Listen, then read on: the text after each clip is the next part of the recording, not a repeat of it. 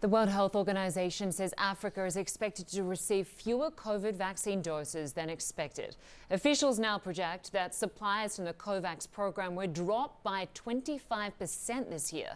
They say it's because wealthier countries are rolling out booster shots for their own citizens, leaving Africa with less.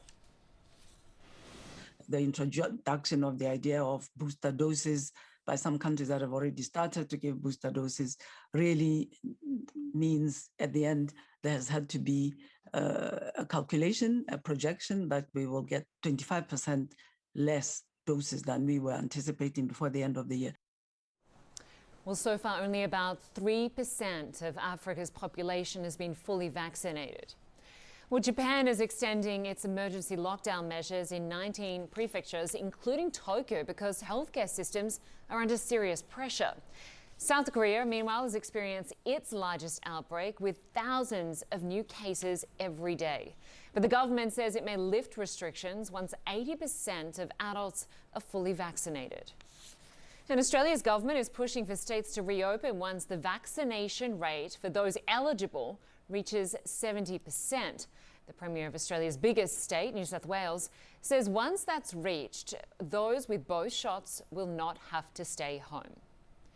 And in just a few hours, US President Joe Biden will lay out his next steps for battling the pandemic. He'll start by mandating all federal workers to be fully vaccinated. Right now, the rate of vaccinations in the US has slowed. Only about 53% of Americans have gotten both shots. And the 7-day average of vaccinations dropped 18% from last week. And it's down 26% over the past month. A new CDC forecast predicts hospitalizations and deaths will stay high over the next few weeks. Well, Jeff Zeleny joins me now from the White House. And Jeff, we will be tuning in to hear from the US president later today when he rolls out his plan for dealing with the pandemic. But one of the key points, I think, is that all federal workers will now be mandated to get vaccinated. That's right, Linda. The president is using the power of his pen to sign those executive orders to require the vast majority of U.S. federal workers here at the White House, across federal agencies, and indeed in the U.S. military, some 4 million people in all, to require them to get the vaccine. Now, this is a significant change from just a few months ago when it was required to either get the vaccine or agree to regular testing. Now, that is no longer an option, so this is a requirement. And what the White House and the president are trying to do is send another signal to the private sector, to local governments, to urge them to do mandates of their own. The government really believes that these private sector mandates from employers requiring their workers to get vaccinated, that is one of the few things that frankly has worked, that has broken through this stubborn fight against COVID-19 and the pandemic here in the U.S. And the president, of course, staking his administration on this. His approval rating has fallen.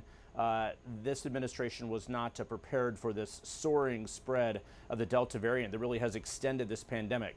So he's also trying to reset that conversation, by giving yet another COVID speech later on today here at the White House. All right, we will see what else he has to say when he does that speech and whether he takes questions. Jeff Zeleny for us at the White House. Thanks very much. A deadly outbreak of meningitis has been declared in the Democratic Republic of Congo. Officials say a transmissible type of the bacteria is spreading in the northeastern province that's vulnerable to outbreaks. More than 260 cases have been reported so far. Half of those have been fatal.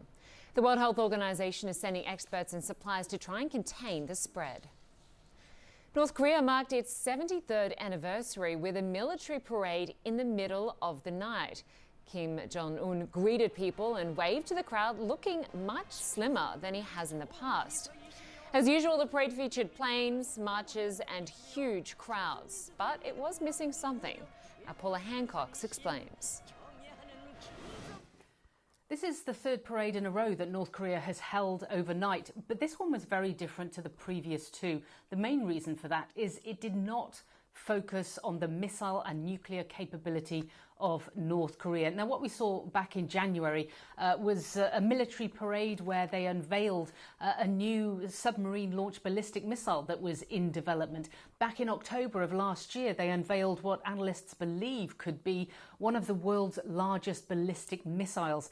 But this time around, for the 73rd anniversary of the founding of North Korea, there was nothing like that. There was nothing to do with the missile capability. There was military on display, and certainly there were plenty of troops on display. It is North Korea after all, but the military aspect was certainly less prominent. It was more battlefield than missile and nuclear capability. So what we did see is we saw marching bands, we saw the usual crowds cheering and walking through Kim Il-sung Square, paying respects to the North Korean leader Kim Jong-un, who came out at the stroke of midnight to celebrate the Foundation Day. Now, we also saw, we were told by state-run media, this was the public security forces.